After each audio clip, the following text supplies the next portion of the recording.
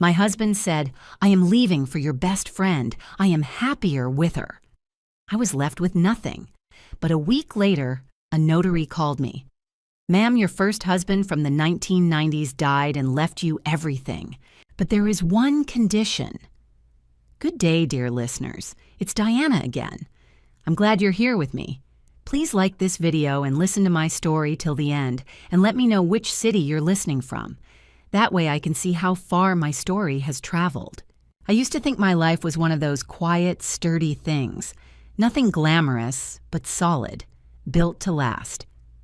My name is Catherine Marsh, and for 11 years I was married to a man named Derek. We lived in a beige colonial house in Columbus, Ohio, the kind of neighborhood where everyone waves from their driveways and nobody really talks. I was 44. Derek was 47. We had a shared mortgage, a golden retriever named Biscuit, a kitchen we'd renovated twice, and a routine so familiar it felt like furniture, comfortable, invisible, taken for granted. I worked as a senior editor at a regional health publishing company, respectable, stable. I left the house at 8, came home at 6, made dinner most nights while Derek watched the game or scrolled his phone at the kitchen island. We weren't unhappy in the explosive way. We were unhappy in the quiet, eroding way. Like a foundation settling, cracking in places too small to notice until the wall splits. My best friend was Linda Cho. We'd known each other since graduate school. 20 years of birthday dinners, bad dates debriefed over wine, shared grief when her mother died, shared joy when I got my promotion. She was the person I called when I didn't know what else to do. She was, I believed, the truest constant in my life. Looking back, I can see the signs. I just didn't want to. Derek started going to the gym more. Nothing unusual for a man approaching 50. But then I noticed he was showering before going, not after. He began texting at odd hours, phone face down on every surface, angled away like it was instinct. He stopped initiating anything. Conversation, touch, shared plans. When I suggested a trip to Vermont for our anniversary, he said he'd think about it. He never brought it up again. And Linda started being busy. She canceled our Thursday dinners. Once, twice. Then it became the rule. She replied to my texts with single words. She'd always had a full life, so I told myself it was nothing. I told myself a lot of things that year. Then came the Saturday that divided my life into before and after. It was October. I remember because the sugar maple in our front yard had turned the most extraordinary red, and I'd been meaning to photograph it for days. Derek came downstairs with a bag, just one bag, which told me he'd been planning this for a while. He set it by the door, and something in the careful way he set it down made my stomach drop. "We need to talk," he said. He didn't look guilty. That was the thing I wasn't prepared for. He looked relieved. "I'm leaving," he said. "I'm in love with Linda." The room didn't spin. There was no dramatic collapse. I just stood very still in my own kitchen, with the coffee maker still gurgling, and felt something cold and final move through me like a tide going out. "Linda," I repeated. "She makes me feel alive, Catherine. I'm sorry. I know this is—" "Get out," I said, quietly. Not even angry yet, just certain. He left. The door clicked shut with a sound like something sealing. I stood in the kitchen for a long time. Then I went to the window and looked at the maple tree. Still red, still beautiful. The world entirely indifferent to what had just happened inside my house. I didn't call anyone. I didn't cry. I sat down on the kitchen floor with my back against the cabinet, and Biscuit came and put his heavy head in my lap, and I stared at the ceiling and thought, so this is what it feels like to lose everything at once. 6 days later, my phone rang with an unknown number. "May I speak with Catherine Marsh Holloway?" The voice was formal, careful. "This is Catherine Marsh," I said. I hadn't used the name Holloway in over 20 years. "Ms. Marsh, my name is Robert Adler. I'm a probate attorney in Portland, Oregon. I'm contacting you regarding the estate of Thomas Holloway, your former husband. Mr. Holloway passed away last month.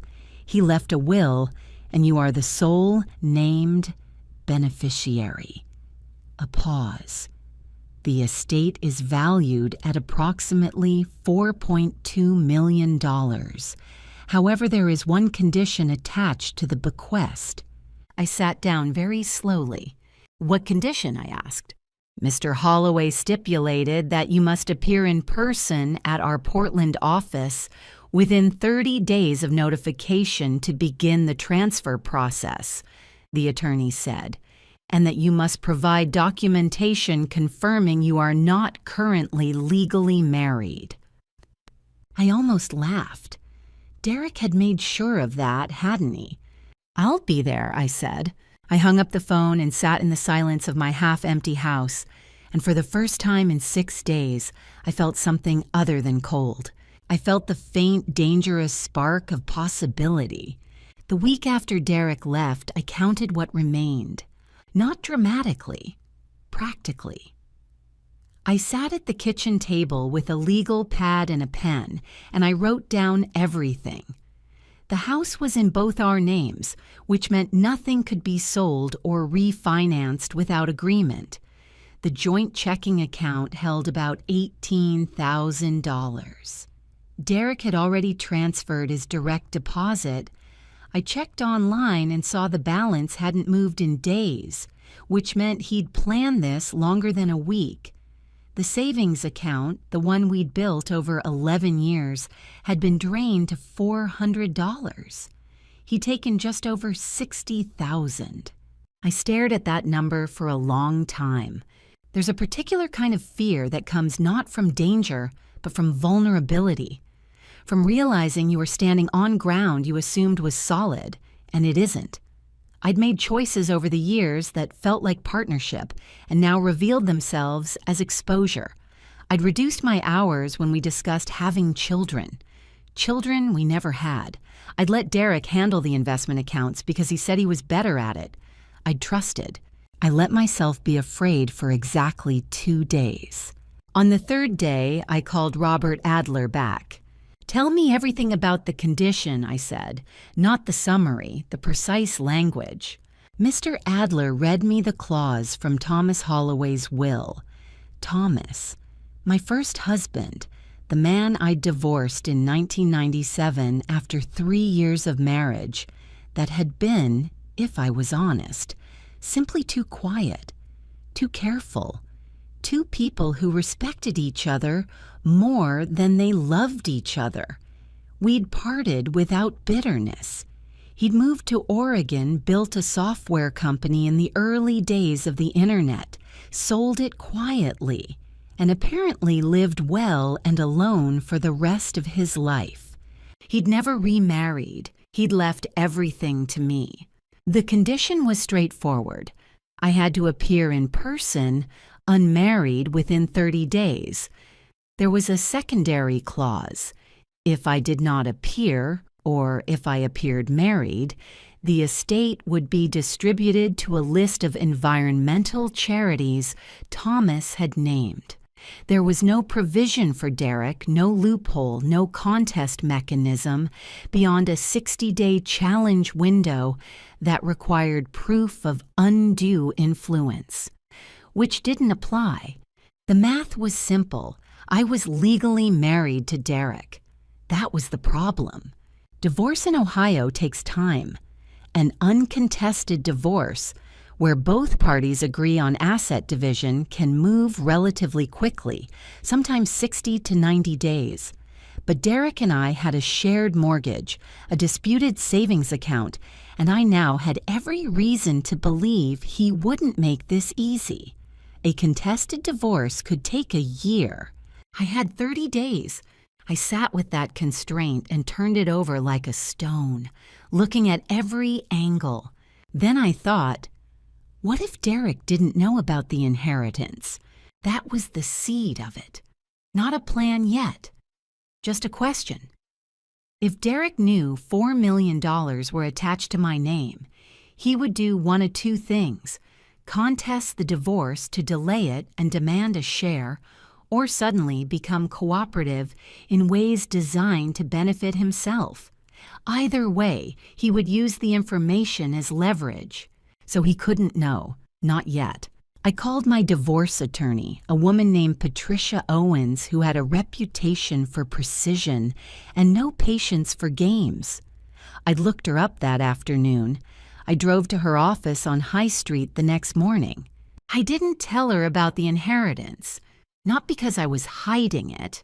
Patricia would need to know eventually, but because I needed to understand the legal landscape before I revealed any card. I asked her about expedited divorce proceedings in Ohio. I asked about legal separation as a distinct status. I asked what grounds could accelerate the timeline. Patricia listened without interrupting, which told me she was good. "You can file immediately," she said. "If Derek signs a separation agreement, we can potentially finalize in 60 days with a waiver. But if he contests anything—" She paused. "Is there reason to think he will?" "He took $60,000 from our joint savings before he left," I said. Her expression didn't change, but something behind her eyes sharpened. "Then we file today," she said, "and we document everything." Walking out of Patricia's office, I felt the fear reshape into something different. Not gone, but directed. Fear can be a fog or it can be a fuel, and I had decided it would be the latter. I had 30 days to become legally unmarried. I had a man who'd stolen from me and thought I was defenseless. I had a best friend who had betrayed me in the most intimate way possible, and I had a secret that neither of them knew existed. For the first time since that Saturday in October, I almost smiled. Patricia filed the divorce petition on a Tuesday. Derek was served 3 days later at the apartment he and Linda were sharing, a detail the process server noted in his report with professional neutrality. I read that line 3 times. They were already living together. Linda's apartment. The one I'd helped her move into 4 years ago. The one I'd painted the bedroom of because she hated doing it alone. I set the report down and breathed. Derek called me that same evening. I let it go to voicemail, then listened once, then deleted it. He'd used the word reasonable 4 times in 90 seconds. Men who take $60,000 and use the word reasonable are telling you exactly who they are. I did not call back. What I did instead was begin gathering. Patricia had advised me to collect documentation, bank statements, records of shared assets, any communication that established the timeline of Derek's actions.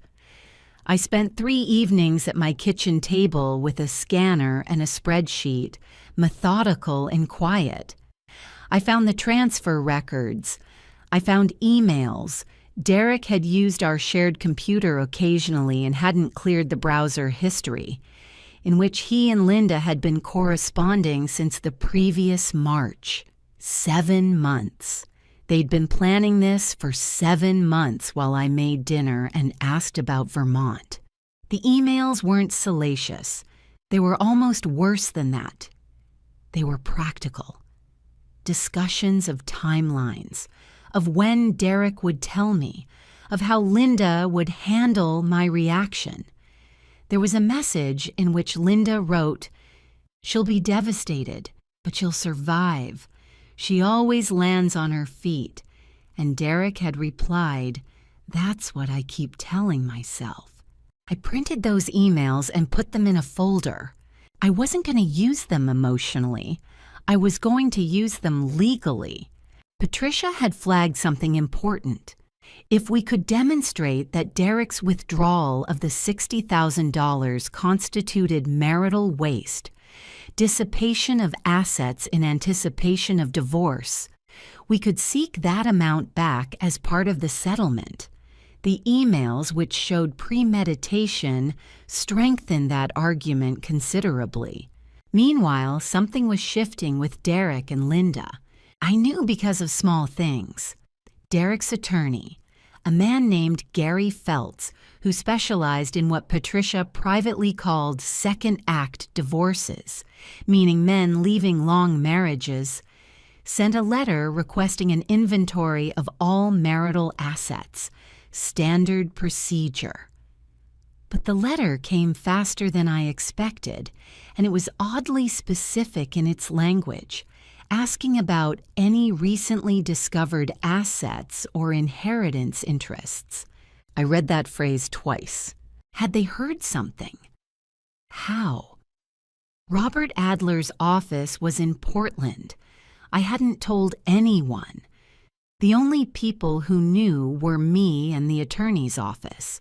I called Robert Adler's paralegal and asked carefully whether the notification of my inheritance had been communicated to any other party. She confirmed it had not. Probate notifications were private, and no inquiry had been made to their office. So it was a fishing expedition.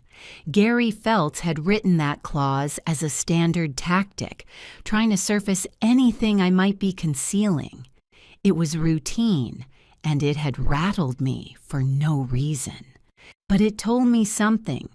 Derek's side was already looking for leverage.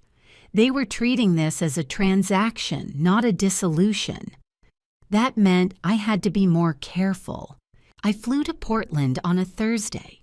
Robert Adler's office was on the 14th floor of a glass building near the waterfront. He was a small man with silver hair and the kind of careful manner that comes from decades of delivering difficult news. He walked me through the will, the estate assets, which included a property in Bend, a brokerage account, and the residual proceeds from a partial stake Thomas had retained in his original company after the sale. "Thomas spoke of you," Mr. Adler said with some hesitation. "We weren't in contact," I said, "not for years." "No, but he followed your career," he said. "He told me once that marrying you was the right thing and divorcing you was the right thing, and that he'd always wished you well." He paused. He was a private man. I looked out the window at the gray water of the Willamette River and felt something complicated. Grief for a man I'd once loved gently and lost quietly, gratitude for a kindness I hadn't expected, and a sharp awareness that this inheritance was also a test. Thomas had attached the condition not to punish me, but I suspected, because he'd somehow known, that money given without conditions tends to get entangled in other people's claims. He'd protected me from beyond his own life. I signed the initial documentation. The clock was ticking. I now had 22 days to finalize the divorce, or the condition would become impossible to meet in time. I flew home that night. When I landed and turned my phone back on, I had a text from Linda. "Can we talk? I think there's been a misunderstanding. 20 years of friendship, 7 months of planning behind my back, and now, misunderstanding." I put my phone in my bag and walked to my car. There was nothing to misunderstand. But I was beginning to understand, quite a lot still to do. The next 10 days were the most deliberately purposeful of my life. Patricia moved quickly. Ohio allows for an expedited divorce hearing when both parties have been served, and a settlement conference is scheduled. The aim being to reduce court backlog, not to accommodate my particular timeline, but the effect was the same. We had a conference scheduled for day 8. I needed Derek to sign, or I needed a judge to rule without him. I had the dissipation evidence, the emails, the bank transfer records, and Patricia used them not as emotional leverage, but as legal facts. She sent Gary Feltz a formal letter outlining our intent to seek recovery of the $60,000 plus interest, citing the documented premeditation. The message was clear: cooperate on the timeline, or face a prolonged proceeding in which Derek's conduct would be entered into the public record. Derek signed the separation agreement on day 6. I don't know exactly what conversation happened between him and his attorney, but I suspect Gary Feltz told him that contesting the divorce would cost more than it was worth. Derek had taken the money thinking I'd be too grief-stricken to act. He'd underestimated me. Most people who've betrayed someone badly tend to underestimate them. It's easier to believe your victim is helpless than to sit with the knowledge of what you've done. He signed. He got to keep $30,000 of the $60,000. Patricia negotiated. I conceded that point. I was buying time, not treasure. And then, on day 9, everything shifted. I was at Patricia's office when her assistant knocked and said there was someone in the lobby. Derek, unannounced without his attorney, asking to speak with me. Patricia looked at me. I nodded. He came in looking like a man who'd done arithmetic and disliked the answer. Not remorseful. Recalibrating. "I heard you went to Portland," he said.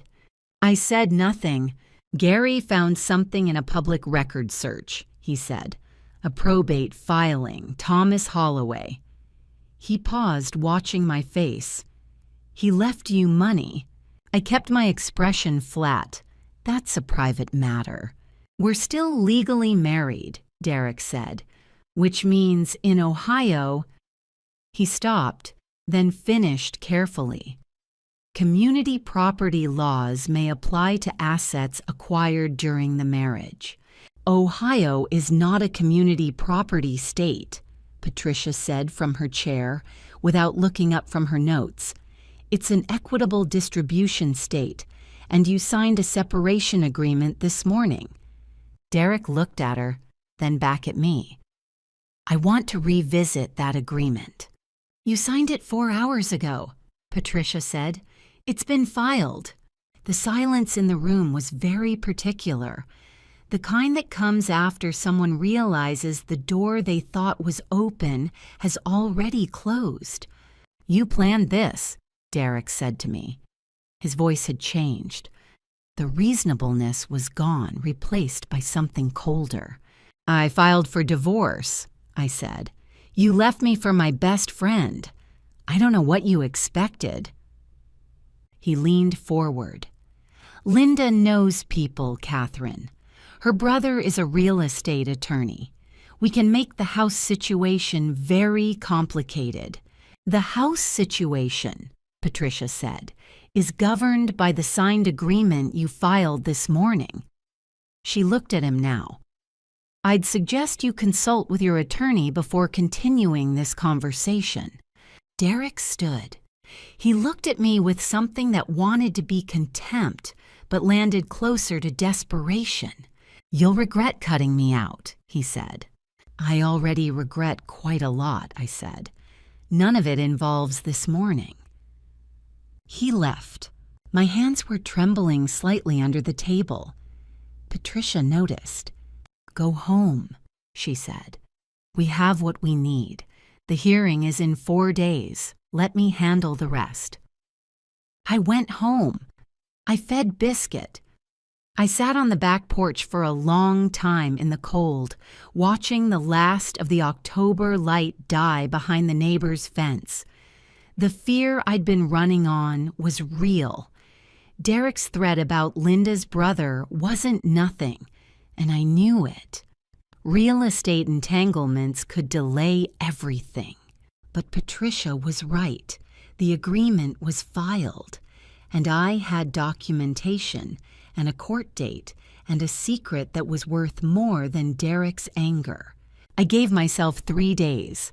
I watched bad television, I cooked soup from scratch, I walked Biscuit for long miles through quiet streets. I called no one. I thought deliberately slow thoughts. Then I got ready for what came next. On the second day of my rest, Linda called. Not a text this time. A call. I watched her name on the screen for 4 full rings and then declined it. 20 minutes later, she called again. I declined again. Then she left a voicemail, which I listened to once. Her voice was carefully modulated, the voice she used in professional settings, in difficult conversations, the voice of a woman who'd once helped me rehearse a speech before my company's annual conference. "Catherine, I know you're angry and I understand that. But I think you're making decisions right now that you might regret. Derek and I know how this looks, but there are things you don't know, things about your marriage that Derek never told you, and I think if we could just sit down." A pause. "I'm reaching out as your friend. Please call me back." I erased the voicemail. Things you don't know about your marriage. What a precise little blade that was. The implication that I had been naive, that the truth had been kept from me for my own good, that the betrayal was somehow an act of charity. It was a manipulation so old it had a name, and I'd edited enough psychological content at work to recognize it without blinking. What struck me, sitting in my quiet kitchen with Biscuit at my feet, was how calm I felt, not the numbness of shock. That had passed. This was something cleaner. I had a direction, a legal process, a deadline, and a goal. I had, in other words, a future. Linda and Derek had mistaken my grief for weakness and my silence for paralysis. They were watching me. I could feel it, waiting for me to crack or collapse or call and beg for an explanation. They would wait a long time. But calm is not the same as armored, and I knew I needed more than solitude. I called my sister, Renee, who lived in Cincinnati and who I'd been too proud to call in the first 2 weeks. I told her everything: Derek, Linda, the inheritance, the timeline. There was a long silence on the phone, and then Renee said, "I'm driving up Saturday." She arrived with a casserole and a fury on my behalf that was both generous and necessary. We sat at my kitchen table for 4 hours. She asked good questions. She didn't try to reframe the situation as an opportunity for growth. She let it be what it was, a betrayal for a while. And then, when I was ready, she helped me think. Renee had gone through her own divorce 6 years earlier. She knew the emotional landscape. "The hardest part," she said, "isn't the anger, it's the identity. You've been Catherine and Derek for 11 years. You've been Catherine and Linda for 20. You're not either of those things anymore, and that's terrifying even when it's also a relief." I hadn't let myself acknowledge the relief yet. I also called my colleague, Janine, who worked in our legal department and was the most practically intelligent person I knew. I didn't tell her about the inheritance. I kept that close. But I talked through the divorce process, the timeline, the pressure I was navigating. Janine listened and then said, "You need to document every contact attempt from either of them from this point forward. Screenshot, timestamp, save. Harassment and intimidation in a divorce proceeding is actionable." I started a folder on my phone that same evening. By the end of the week, I had my sister's warmth, Janine's pragmatism, Patricia's legal expertise, and my own exhausted but functional determination. The court hearing was 3 days away. Derek and Linda were watching. I could feel it in the careful silences, in the absence of further contact, in the way Gary Feltz's latest letter to Patricia was shorter and more cautious than the ones before. They were waiting to see what I would do. I already knew what I was going to do. I had known since the afternoon I sat on the kitchen floor with Biscuit and felt that first spark of possibility. I was going to win. 3 days before the court hearing, Derek and Linda came to my house. Together, unannounced. I saw Derek's car in the driveway from the upstairs window and felt something cold move through me. Not quite fear, something adjacent to it. I stood still for a moment, looking down at them through the glass. Linda was wearing the green coat I'd helped her pick out last winter. She looked up at the house and then looked away. Derek rang the doorbell. I thought about not answering. Then I thought about Janine's advice. Document everything. I turned on the voice memo app on my phone, tucked it in my cardigan pocket, and went downstairs. I opened the door. I did not invite them in. I stood in the doorway. "We just want to talk," Derek said. His tone was the one I recognized from every difficult conversation in our marriage, carefully neutral, designed to make the other person feel that resistance would be unreasonable. "We could sit at your kitchen table," Linda said, "like adults." "We can stand here," I said. A pause. Then Derek shifted his weight and said, "We're concerned about you, Catherine. We think you're making impulsive decisions because you're hurt, which is completely understandable." "I filed for divorce," I said. "You left me for my best friend. What decision would you have me make instead?" Linda stepped forward slightly. "I think you've got the wrong idea about the timeline, about what happened between Derek and me. We didn't plan." "I have your emails," I said. The silence was immediate and absolute. Linda recovered first. She always was quick. "Those were private communications. If you access them through Derek's account, that could actually be a legal issue for you." "They were on a shared household computer," I said, "in a browser history that wasn't cleared. My attorney has reviewed them. Your attorney is welcome to discuss their admissibility with her." Derek looked at Linda. A fraction of a second. Involuntary, decisive. And in it, I saw that they'd miscalculated. They'd come here thinking I was still the woman I'd been in October, the one standing in her kitchen being handed the end of her life. They hadn't updated their model of me. "What do you actually want here?" I asked. Derek took a breath. "The separation agreement. There are terms we'd like to revisit, the house specifically. If your financial situation has changed, then a reassessment of the asset division seems fair." So there it was. Not concern for me, not a desire for peace. They wanted to reopen the agreement before the court hearing locked it in. "The agreement is filed," I said. "It was reviewed and signed by both parties." "Agreements can be modified," Linda said. She said it gently, like a reasonable suggestion. "No one is threatening anyone, Catherine.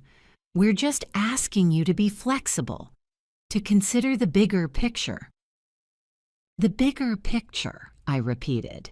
"You're going to have resources," Derek said. He couldn't help it. The directness broke through.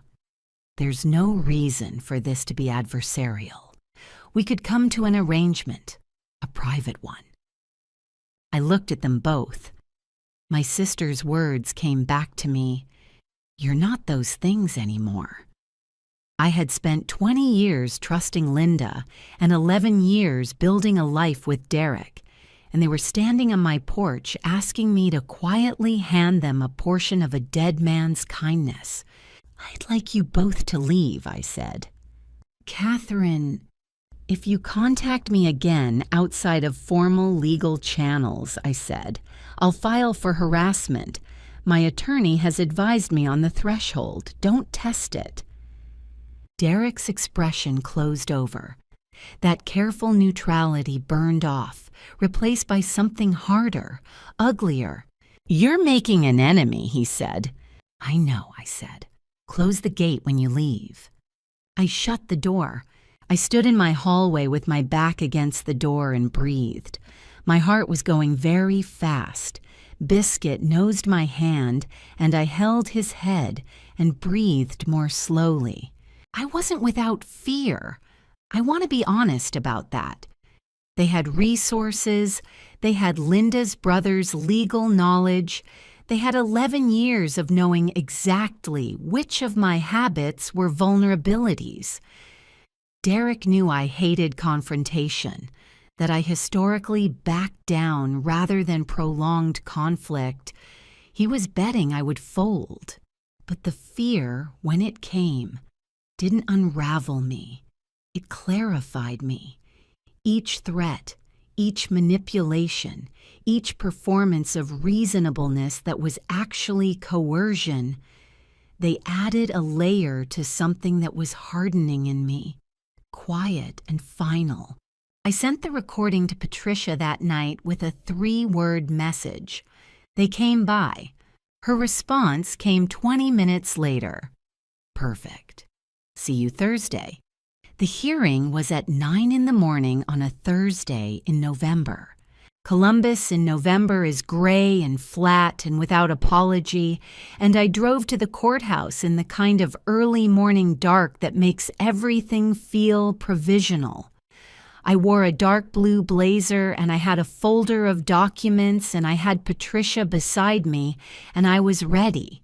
Derek and Gary Feltz were already in the corridor when we arrived. Linda wasn't there. She had no legal standing in the proceeding, though I suspected she was somewhere nearby, waiting. Derek's eyes found me immediately, and I met them without expression and looked away first only because I had other things to look at. Gary Feltz requested a brief conference before we entered. Patricia agreed. We stood in a side corridor, the 4 of us. "My client would like to make a final offer," Gary said. He was careful, professional, the language bleached of anything personal. A reassessment of the asset division to include a 50% share of any inheritance received within 12 months of the divorce filing, on the grounds that Ohio is an equitable distribution state, Patricia said. Inheritances are generally treated as separate property. Your grounds are weak. We'd argue they were anticipated as marital assets given that Thomas Holloway died before the divorce filing, Patricia said. The notification came after. The inheritance itself precedes the marriage entirely. It's a bequest from a premarital relationship. We'll be happy to argue this before the judge. Gary Feltz was good, but he was working with a weak hand, and he knew it. He paused. "My client would accept 30%. "We're not here to negotiate inheritances," Patricia said. "We're here to finalize a divorce under the terms of an already signed agreement." We walked into the courtroom. The hearing itself was brief in the way that legal proceedings are brief when the documentation is thorough, meaning it felt nothing like the weight it carried, which was the entire shape of my future. The judge reviewed the agreement. Gary Feltz attempted to raise the issue of the inheritance, citing what he called changed financial circumstances. Patricia objected. The judge asked him to establish legal grounds. He couldn't. The inheritance was separate property, received post-separation, derived from a premarital relationship. The judge overruled the objection. The agreement was confirmed. My marriage to Derek Marsh ended at 10:14 in the morning on a Thursday in November, in a courtroom that smelled like old paper and central heating. I walked out into the corridor. Derek was waiting. Linda was there now.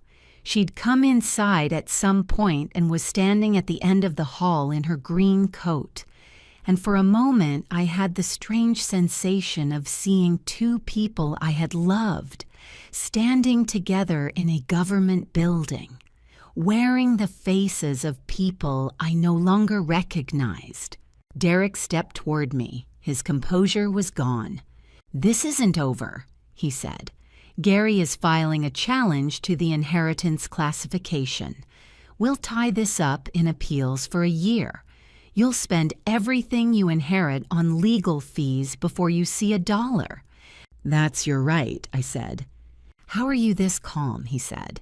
He genuinely wanted to know. I thought about how to answer that. About the kitchen floor in October, about the maple tree, about Renee driving up with a casserole, about Robert Adler telling me that Thomas had wished me well. "Because I know how this ends," I said. Linda moved forward then, and her face had lost its careful management. The professional warmth, the sympathetic angles. What was underneath was uglier and more honest. "You were never going to keep him," she said. "I didn't take anything from you. I just got there first." I looked at her for a moment. "Keep him," I said, "was never actually the goal." I walked to the elevator. Patricia was already there. The doors opened. I stepped in. As they closed, I had one last view of the corridor.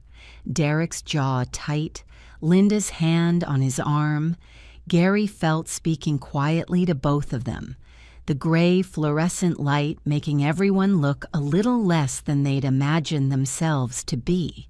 Then the door shut, and it was over. Gary Feltz filed his challenge to the inheritance classification within the week. I'd expected it. Patricia had expected it.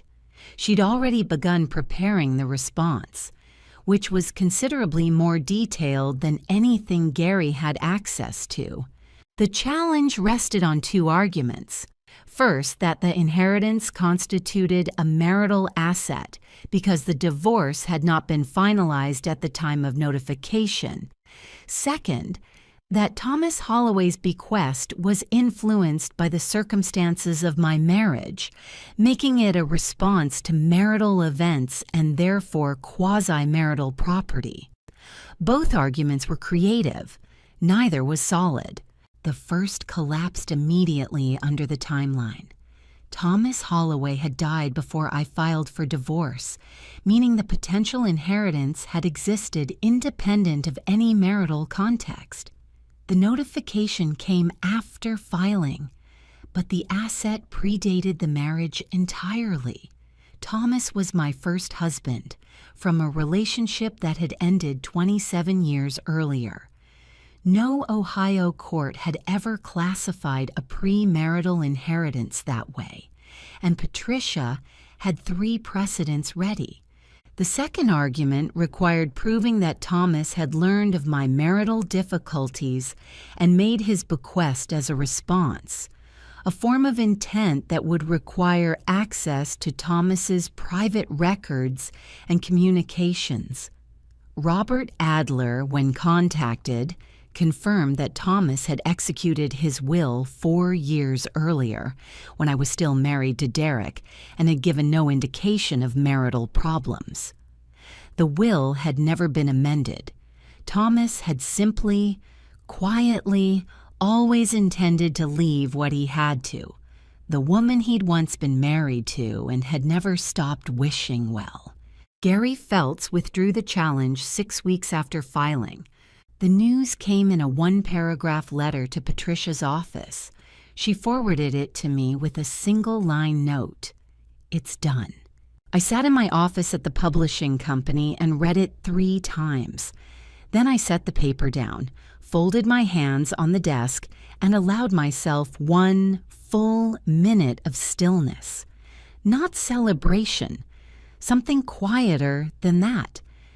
The particular exhale of a person who has held their breath for months and finally is permitted to breathe.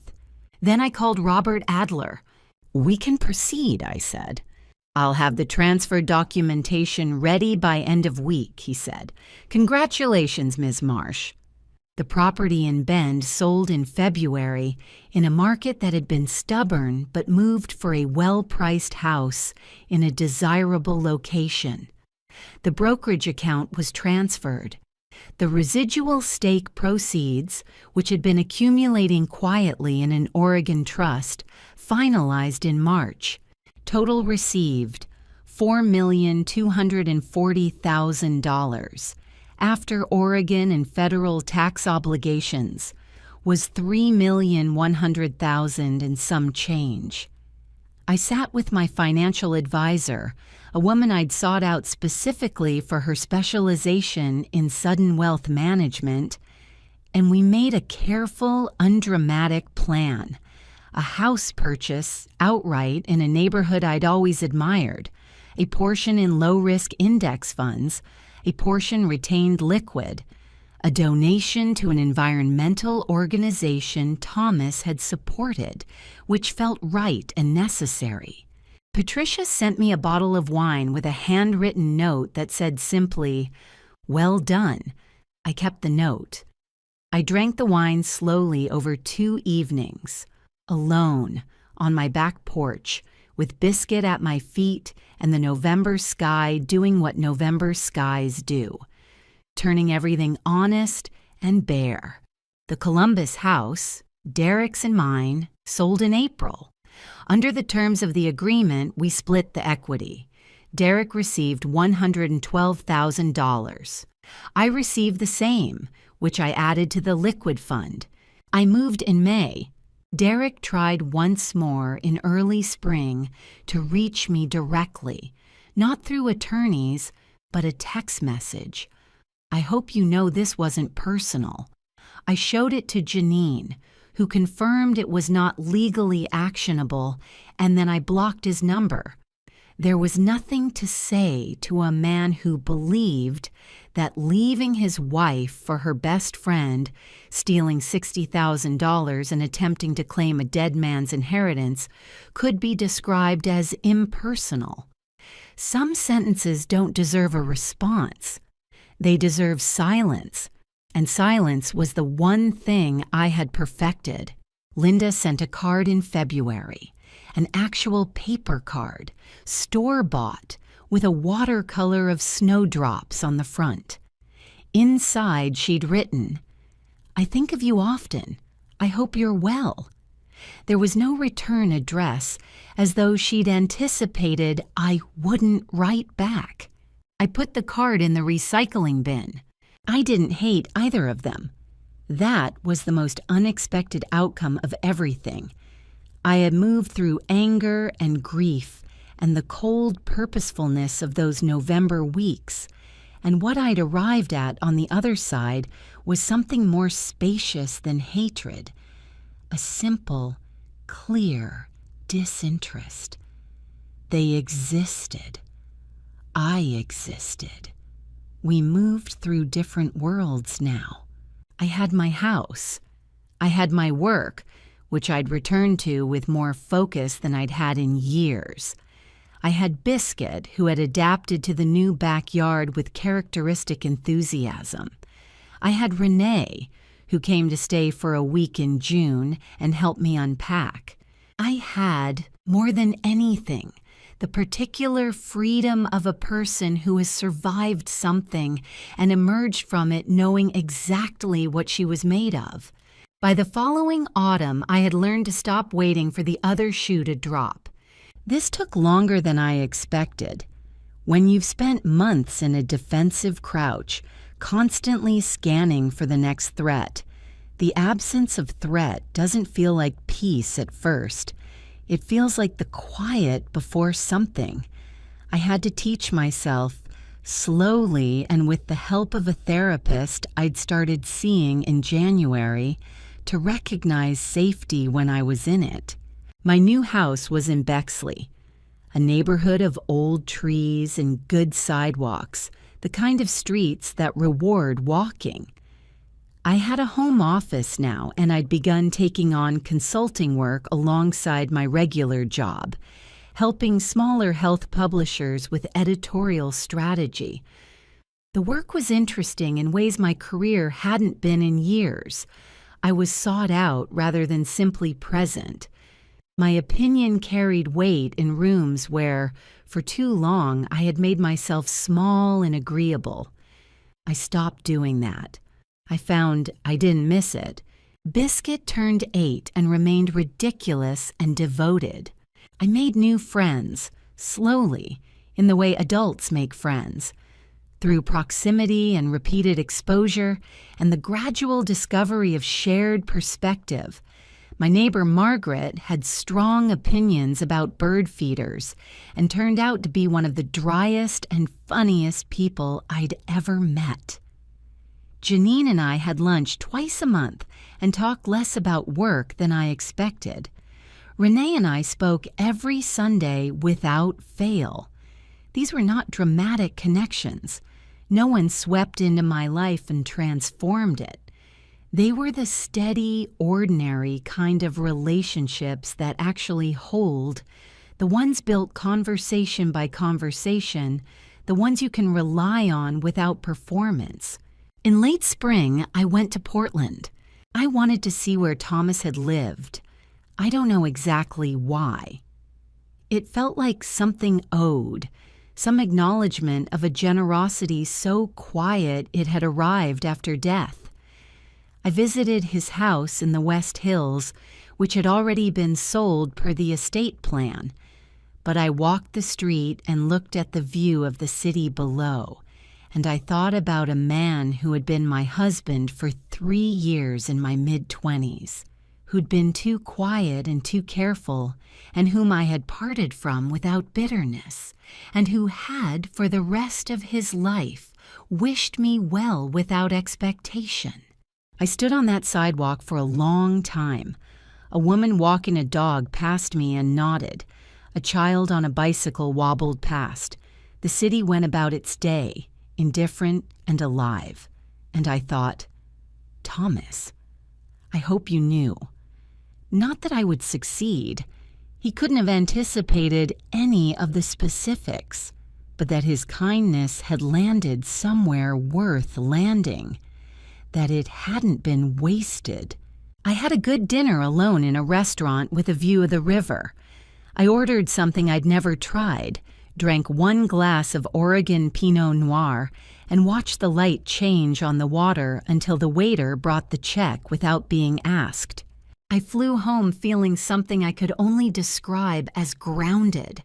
As for Derek and Linda, I knew only what made its way to me indirectly, through Renee, who heard from mutual acquaintances, and through the ordinary channels by which small city information moves. It had not gone well.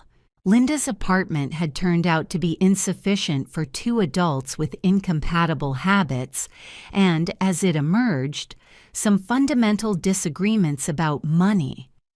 Derek's assumption of a shared financial life with Linda had collided with Linda's considerable debt, which he had not disclosed until they were living together. Derek, whose own finances had been reduced by the divorce settlement and legal fees, was not positioned to absorb it. There were arguments. Renee heard this from a woman who lived in Linda's building, loud enough to be a topic of conversation in the corridor. By the following spring, Derek had moved into a studio apartment across town.